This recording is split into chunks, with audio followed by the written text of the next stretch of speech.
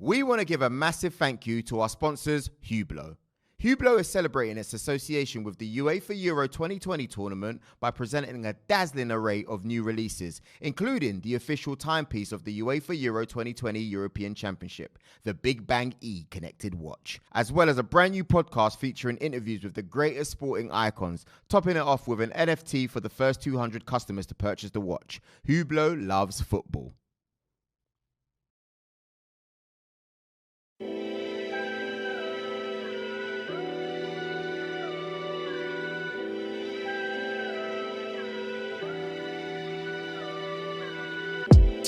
I've been on a late night grind, city lights, I'm on a late night ride. I got my drink on the rocks and my neck on ice. Time is money, so we tell them don't waste my time. Watching the hands ticking on my Hublot, yeah. Big bang like I soon blow, yeah.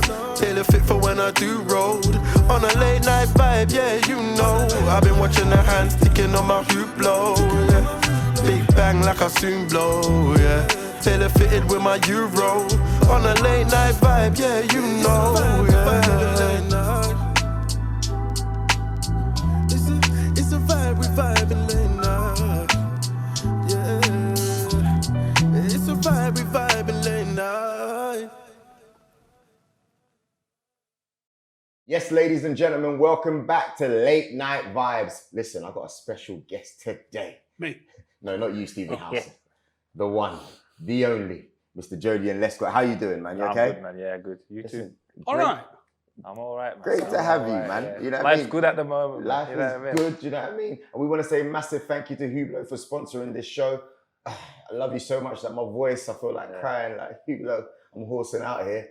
Thank you very much. And yeah, make sure you check the link in the description and see what we have to offer. But Mr. Lescott, man, it's been a minute. You know what I mean, you were on the last Vibe show with us, and the audience loved you. They loved our back and forth. But we want to, get into something a little bit deeper today. I mean, we've seen you come up, so it's not like a bio as such, but I've got one or two questions. What are you currently doing at the moment? Is probably the first one. Yeah, well, I just had a little change and redirection career path. The last 4 seasons, I've been working with Man City on the loans team, and just chose to step away this season. Currently studying a master's degree, which is intense, man. Academically, I'm not that guy, man. Yeah, but you're doing a master's. Yes, I'm trying. Yeah, so I need to prioritize. One or online one? No, in person, yeah. Well, last year, obviously, it was online, COVID. Yeah. So that was hard as well. That was probably harder than anticipated because there's no interaction. I'm better face-to-face. You probably get more out of me. More engagement. So that was difficult. But next year, starting September, we've had a couple of classes throughout the summer. So you're in a proper class? Yeah. There's the delegates. There's 30 maybe, 30. Which uni is this? It's association with the East London University, USB. Nice. So. You see, when you're in class, are people like? No, because it's not. It's people from playing backgrounds, various different industries. So whether it be rugby, football. So there's a few people that you would recognise. I won't expose them, but it's not. And you have to be selected. There's an interview process to get on the course. Yeah, so it's not just like anyone can enrol. You have to go through a rigorous format to get on there. I said this before we went on air because he did mention he was doing this degree. Director of football. I mean, did you mention that was the title of the course? sporting directorship. Yeah. So, director of football as a role should be licensed as much as coaching is, and it's because look who ends up as director of football: random people. I'm buzzing for Joleon that he's doing a course to do this because we're going to see him pop up in 5 or 6 years somewhere, and we're going to go, well, I know he's done the hard yards, and he's not just gone, well, I was a player, so I can do this. I'm hopefully that's the aim. Yeah, but I'm not in a rush either. I know, like, I'm not even 40 yet, so I'm not thinking my next job is going to be. But you're just getting yourself ready. I'm trying to learn and just develop myself. And the good thing is that I know some people on the course academically stronger than me, but they can't go back and have a 15, 20-year playing career. And know the emotional side of it. So when you're talking to a player, there's an emotional relationship that you're coming from that they know it's genuine, and you're talking from genuine experience rather than hypothetical scenarios. And do you think going forward, where the game is going, it's very analytical? I mean, even Steve's Sunday League team, he has a nutritionist. Saturday team, thank you. Is it Saturday? Yeah, sorry. Yeah. Offended him there.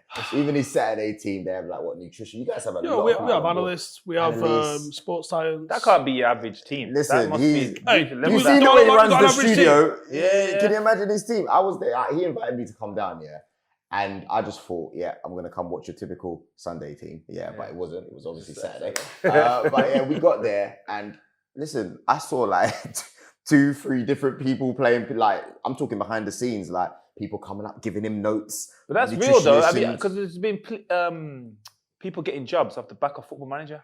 That's what he's trying to do. Yeah, man. You know That's real. Like, no, it's real. Him. That is like, especially in Scandinavia, the big on Football Manager. I don't know how they get the level of detail they've got. Football Manager's got the biggest scouting network crazy. in the world. Because have you heard the story of Braithwaite? No, not Braithwaite. Yeah, the guy in Chile. No, the guy, Alex McLeish. Oh yeah, with Messi. Yeah, his son told him about the kid at Barcelona B. You need to go and get him. And then he inquired about him, and they said, no, he's going to come with us next year. And it was Messi. Wow. I'm like, how do you know? Wonder kid, isn't it? Yeah. You know what I mean? Yeah, but that's crazy. Foot Manager's got, and it's volunteers as well. Yeah. And I don't know who verifies the information the volunteers are putting in, but it is the best scouting. Like, if you're a club that's a bit skint, get Footy Manager 100%. and just work it. Yeah, man. That database of players, because it's not just knowing current players. They know the trajectory of their career. They're like, how are you predicting these careers? Someone's gone out and done the work for them already. And then Right, Joleon, I need to know this, because obviously you're loan manager at City. You're looking at the trajectories that players are going to go to. Was you using Footy Manager sometimes? No. City have an algorithm that kind of formulate career paths and stuff like that. And obviously it alters depending on the level, the amount of time you spend there and your contribution to that level. So, but no, Football Manager wasn't a thing that we used, but there's so much more than goes into it than what people would think. But also helps that I've got an eye like to see if the impact, because a lot of people are judging players on talent and their attributes. I'm saying, well, what are his decisions? Like this, if he's making the wrong decisions and getting positive outcomes, that's not great. I'm thinking, is he doing the right thing and getting the wrong outcome? Then that's okay, because the longevity will be 9 times out of 10. You do the right thing, the positive will happen. So when I'm looking at the fact that you've been at the club for you've just left the role. What was the role there, first of all, for those who don't know? Yeah, so it was part of the loans team. So there's like 7 members of staff now that contribute to. We have like 30 players on loan, so we monitor them throughout the season. Difficult last season. Helped us become more efficient, not being able to travel. But as I said, we watched all their games and obviously identify the development areas and then help them, not just on the pitch, but issues with coaches, or how you were going to address that, psychological, because we know how important that is, and obviously nutrition, improving physically, all the elements, basically, all the elements of developing, and there's so much more than just doing well in a game. So how did you get that job? Like, obviously, we know you played for City, but... The person in charge of that, Fergal, it's random. He used to work for Nike, and he was the Nike rep that used to look after me. And then joined Everton, and then we both joined Man City in 2009. And he was doing that role on his own for a number of years, and then we always stayed in contact anyway. And then I seen him at friend's wedding, and he said, "What you doing?" I was doing nothing. It was the year I'd finished. And I was in a place where What year I was in a dark place. This 17. Wow. And I was in a dark place, because I underestimated how important the routine was, for me. Yeah, you're thinking, I'm going to enjoy a chill, but the third week, the fourth week, you're like... Yeah, it was horrible, really bad. The off-season was cool. When lads are going back pre-season, I'm like, I'm missing it. And when the season starts, I'm like, oh, this ain't right. This don't feel right. And I didn't have any structure. And I go to the gym, but it's not the same. If I don't want to do it, I just don't, because there's no consequences for me not doing it. Yeah. And then I seen him, and then he just said, "Do you want to come watch some games?" And I was like, "Please." So I thought it was just going to be like a little bit of a scouting role. And literally, I went in to meet him and Brian Marwood the next week, was it? And they offered me this role, and it was so they obviously thought about what the role was, and Fergal was putting this team together. And it was so more than what I thought, but it was like, if I could have picked a role, mad at the time, like, it would be that, like player development, working with individuals and enhancing them. And because they're young as well, helping them understand being a footballer and being a professional are different things. Like, a lot of players have the talent to be a footballer, but being a professional, creating your habits that are non-negotiables, like, even if you're in a crap game or you've had a crap game, you've had a crap month, you still do these things. You don't stop doing these things. These continuous, and these are the things that unquestionable. No matter what the situation is, what the outcome of the game is, these things you do, and then these things you may be able to alter a little bit. So that's helping them. That's one of the best. How many quotes I've ever heard. players? That is mad. Go on. So we all played as teenagers, and when you get to being a late teen, you're leaving school sort of age, it goes from being a game to something you want to do as a career. And when you take it on as a career, professional athlete as a career, you're now being paid for the result. You're not being paid to experience it, you're not being paid to enjoy it. You're paid to win, really. How many kids struggle with the grasping of now you're a professional, I don't care that you like doing step overs, the team requirement is X.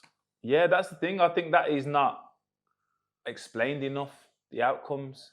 Because I've got kids, like my oldest is 17, my youngest son is 13. And that generation, whether you play or not, there's a meme, 6 seconds, you got megs, but you didn't get the ball over the other side. So we're not explaining the consequences like output, you know what I mean? Like, we spoke about players that are not glamorous to the fan, but they're consistent, man. And that's what I say to my kids and the players I've worked with. It's not about like just having a good moment. It's like, how many times is that moment happening? You know what I mean? Are you consistent with it? What's your numbers? And it's an easy thing to show someone, because a lot of these players will be like, think they can play until they go on loan and go into an environment where it's not comfortable for them. But you said you could play for Man City, but you've only scored 2 goals for this team, or you've conceded 10 goals in the last month.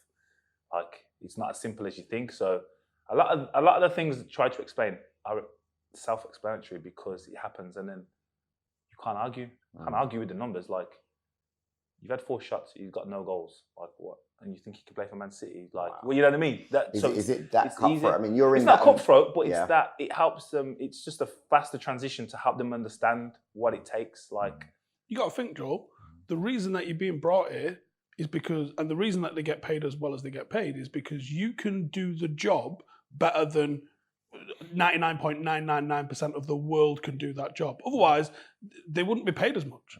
They end up getting paid so much because there's nobody else, or maybe 3 or 4 people that can do that job. And I think for me, that's a massive, weird, fundamental undertaking to go from being, I like doing this with my mates, to this is my job, is to perform, is to... And to perform under pressure as well. You know, that's why those some players get paid. But some players thrive under that pressure, enjoy that pressure. Like Jack Grealish, I know, loves it. Loves the fact that people expect him to create a goal, whether he score or assist. He loves it. So some people love that. But like you were saying then, it's good and great players that let's say Kevin De Bruyne. He's not doing anything we haven't seen before. He's just doing it every week. Consistently. Every week. Almost every pass. That's what I'm saying. So that's the difference, is not just doing it, it's every time. And now it's the norm. And it becomes the norm because he's worked so hard to do it every time. So that's the hard part. But people just assume, I've seen him do it, I could do it. No, you might be able to do 1 out of 10, but he's doing it 8 or 9 out of 10. And under pressure as well. Yeah. I mean, we're talking about Saturday League. The difference between your Saturday League players, even elite Saturday League players. I've got some players. I mean, I've got a player in my team that literally won the Euros, the same team as Mason Mount and Reece James. Literally. Them 2 guys are playing for England. He's playing level 14 with me at the moment. And his attitude's great. And he's going to end up at a different club because he's good enough to. But he's not had the break. He had things go wrong. He was at City, actually. He had things go wrong. He's trying to get back in the game, but this is currently where he's at. Timing is one thing you're not in control of, and it's probably the biggest element to having a career. You know what I mean? And what I say to them is, you're not in control of the timing, but you're in control of being ready for when that time comes. So if there's a time comes, if the timing comes and you're not ready, that's on you. Yeah. But if it never comes and you're ready, you just got to stay in that motion. You know what I mean? So in the last 4 years, you've been doing this role, and you've had the chance to probably see some amazing players up and down the country. Name who's impressed you the most. What that we would know, or both. The first one, what's coming? What's coming? Oh, it's hard now because you're gonna know him. But I seen. Wait, before you say it, can I just say I would like your opinion on Tommy Doyle as a player, because that's one that I think he's he's top, and it's not top because technically he's top, because there's a lot of top technical players there, but the difference, say, for him and Phil are their attitudes. They want to be the best they can be every day. And Phil, I know you asked me about Tommy, but I flip it to Phil. I've never seen someone obsessed like that. Really? And I thought I was obsessed, but obviously my talent didn't match that obsession. Yeah. Rooney was probably the closest, Rooney and Stevie G. But Phil and Tommy, they love it. They love being better every day. But explain it, because it's become cliche now when we think of top players and they go, yeah, they love it, they do extras. Explain to me, give me a scenario that shows why Phil Foden is obsessed with football. I worked with the 21s, and he was the only player watching training back to see where he could improve. It's his training videos. Yeah. I'm like, wow. Yeah, players watch match videos, but he was watching training videos saying, yeah, I could have done this, I could have done that. I'm like, and he's not just doing it so he can get brownie points. He's on his own. He's on it. No one. I walked through the room, and he was just on his own. He didn't know I was coming through there. He wasn't hoping thing that he or set thinking, up and just saying, I want to do this. I'm just like, you're different. You're wired different, and that's the thing that you can't teach. You can develop it a little bit, but like anything, but them players like that now, and I think there's a lot of players like that. I'm hearing Mason Mount is similar. Just want to be better, or the best they can be every day, and it doesn't happen overnight. But the longer you stay in that rhythm, it becomes normal, and it's not hard then. You know what I mean? The hardest part for most people is starting, but once you're in that rhythm, it's easy then, isn't it? You know what I mean? And their talent obviously matches their mindset. So, but in terms of going back to the players, I remember I had a few lads in a championship I was working with, and one of them played Wigan, and I seen this boy in midfield. I was like, he's all right, him. And then left it, and then a few weeks later, the other team I was working with, or the other player, played them, and it was him again. He's playing a different position. I said, nah, I need to check this guy. It's Reece James. Oh, wow. I was like, so I spent Reece James at Wigan though was and he was captain for them as well. And he was playing midfield. But that's the thing. The first time I see him, he's in midfield, and I thought, he's nice. He's nice. He's actually decent. He's in midfield. He was nice, and I was saying, he's only 18. And then, he might have been 17, 18s. And then the next week or a few weeks later, I see him at fullback. I was like, yeah, he knows exactly what I'm doing. And then when I spoke to some of the people that know him, obviously, because City, Chelsea, always top tier in the academy, saying, yeah, man, he was the only one that could really kind of contain Jayden. Really? Yeah. Because I worked with Jayden only a few times. Yeah. I was at City just getting fit and working with the 23s, training. I was still trying to play then. And he used to come up and he'd been at school. So he's playing for the 23s at 15. And he wasn't just playing. He was man of the match kind of balling. Contribution. Yeah, real life balling. But he couldn't train every day. Oh, yeah, because he's at school. So he's just coming up and just training day before a game or every so often. And then he'd just play. And he's just mad talent. Jayden in the academy was... Do you know what? It's mad because he was different gravy. And then Greenwood went and levered his numbers at 18s. It's insane. Really? Yeah, it'd be great to see how both of them develop together because they're different players, but it'd be really interesting to see how them with Rashford all end up going at United. I want to take it back a little bit. You spoke about being ready for the moment. How were you ready for the moment when you came through the youth ranks at Wolverhampton? How was I ready? Helped I had an older brother that played, 4 years older, so I'd always played with him. So I was kind of aware that things I was good at in my age group didn't work all the time. So I kind of developed that way. Did he drag you along to his? What was? I just played like it was just a case of if I had to go out when I was younger, like Big Brother had to monitor me. You know what I mean? So we'd play football, and it was the same for everyone, weren't it? You know what I mean? But so lucky enough to develop that side of it physically as well. And the game was different then, but my attributes suited that time. So naturally, I was strong. Like at 15, I was like a man's strength. Because you're taller than I thought. Yeah. Came in, like, I was just like, rah. Yeah. You're right, yeah? See the stuff I was saying last time, yeah? You good, yeah? Not the same energy. I still got loads of mouth. But yeah, nah. It's so it kind of matched that, and then I enjoyed doing the things that were, you know, when people say sacrifices, let me explain this way. I didn't make any sacrifices because I didn't want to do them things. Like sacrifice for me is two things that you want to do, and you've got to choose between them. I was like, I don't want to go out with my friends. I want to play football. So it wasn't even a sacrifice. It wasn't even work. That's what I'm saying. It's not a sacrifice if I'm just making. It's just a decision. I get that. You know what I mean? So them things, and I didn't know at the time, and they're just helping me develop faster. And then you get into the youth team and the things I enjoyed doing. You wasn't interested in. So for instance, I'm in the youth team, and my mentor Terry Connor, legend, like helped me out loads. Didn't see it at the time as well, but helped me out loads. And he was Millennium, so obviously at that time, I don't think the world's going to end, don't they? You know what I mean? So everyone's trying to go out. So I've gone to my family party. 11:10, I'm saying I'm going home. 12:10, sorry, I'm going home. Didn't drink anyway then. 17, 16 maybe, 16. And I know we're running the next day. And so I'll go home, and then everyone else, all the lads that are my age and they're involved in the first team and stuff, they've been out celebrating and stuff. So we have a late start, but the next day we're running. I'm first in the running because they're tired. I was an okay runner, but they're tired, so I'm first. So I was standing out. Yeah. Next week, I'm on the bench. Wow.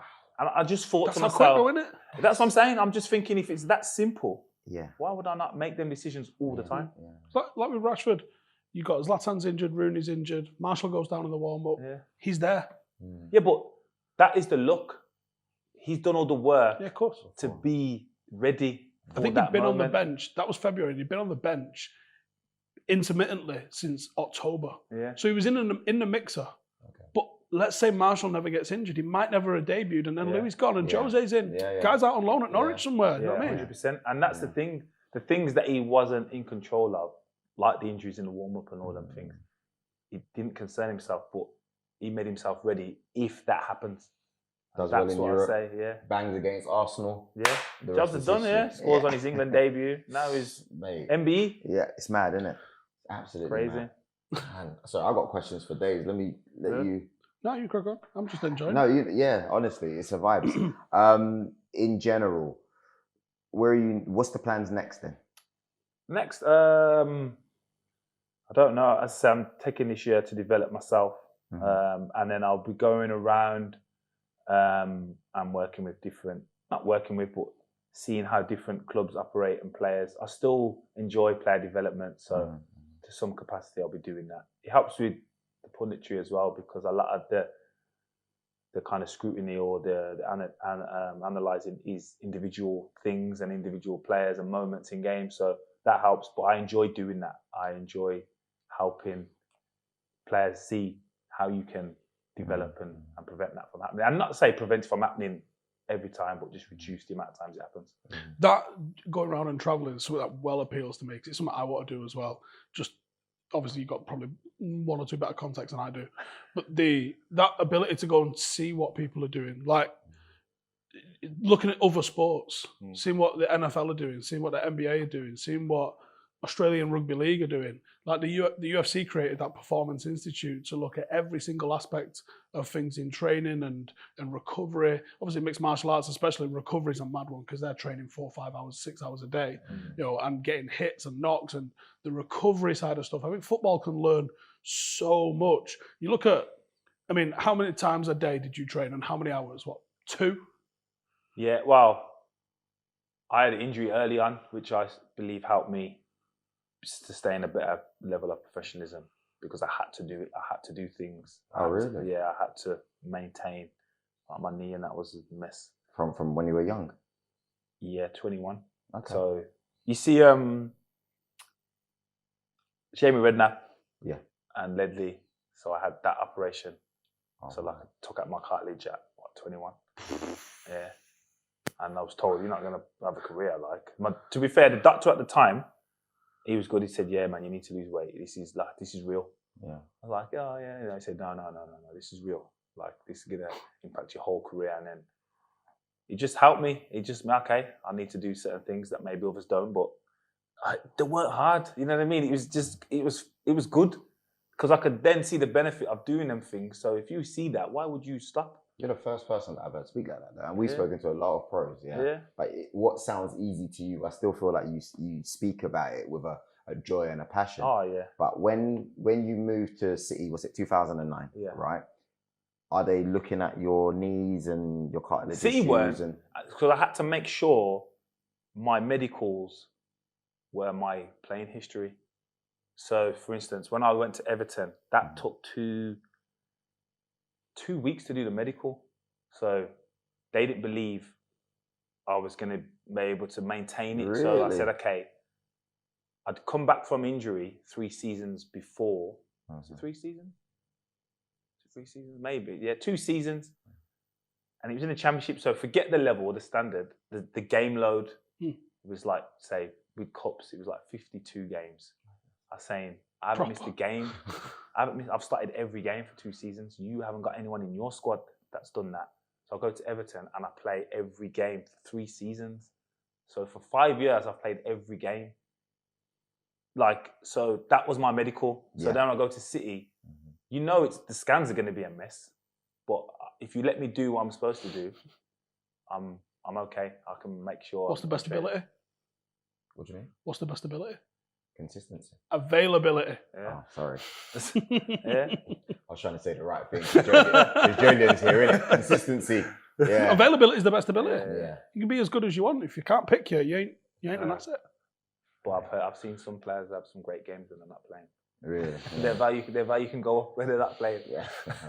Oh man, you know what? I just think for the sake of the video, we're gonna have to wrap it up. But we've got more videos with Joleon Lescott coming really, really soon because you are a football encyclopedia, man. Seriously. Right. And it was Rio that put us onto your football inside. He was in a group. He's like, you should really sit down with Joleon, man. You guys want to really talk football. I was like, he's like, trust me, the guy's doing this, the guy's doing that. I was just like, listen, let's have a chat because it's not just about bringing such and such and bringing them on to 5. We really just, want to get the great knowledge. I know you want to ask him. Yeah, we've got to beat the clock. So we're going to do the beat the clock. One word answers? As quick as you can. Okay. Yeah. You've got 1 minute, by the way. We throw these up. I'm going to ask you some questions and then you're going to give me the answers. It's dead straightforward. Are you ready? Time starts now.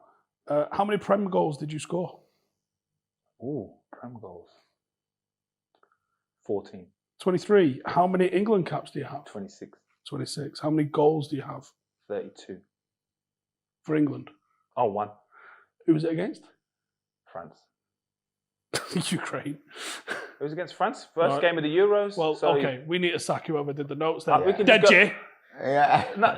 we can go to my social platforms. It's on there. Really? I watched it back for the first time this year. Really? We're going to have to apologise for the incorrect notes that we were taking. Quick, all right. Where are we going then?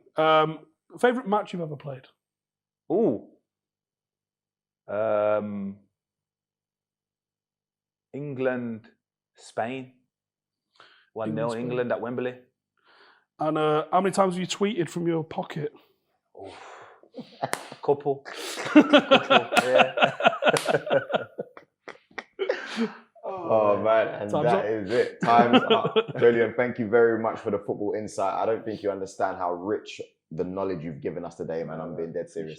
Hublot, thank you very much. Our sponsors. Thank you very much, Joleon. Thank you very much, Stephen. I don't know why I'm thanking you because you're with me every week. No problem. Anyway. Joel Bear here. I'm glad that you appreciate me, Joe. Thank you. Obviously. Thank you. Do you know when I tapped you? You know when I tapped appreciate you too, motherfucker. Thank you. You know when I tapped your back here? Oh, we can swear. I didn't know we could swear. Well, Not that I would swear. I might see this, but yeah. You know when I tapped you like this when he was talking about obsession about things. And one thing I do appreciate, and sometimes I've got to control Steve a little bit, is he's obsessed. And we're obsessed in our own different ways, but he's obsessed in certain things. And when I heard what you were saying, it really reminded me of him. And so it was a tap of encouragement to say, keep it going. Control it, right? Because don't be doing all that crazy stuff around What me. is it then? What is it? What's the obsession? I'll talk to you in a bit. Yeah. So you don't want to tell people? We're on the show for a reason. Don't you worry about Okay, cool. He's not trying to, you know what I mean? But yeah, so keep it up, my friend. Yeah. This is the longest outro that we've ever done on It's Five. There's no rules. But cheers for tuning in. Thank you, man. Laters. Peace.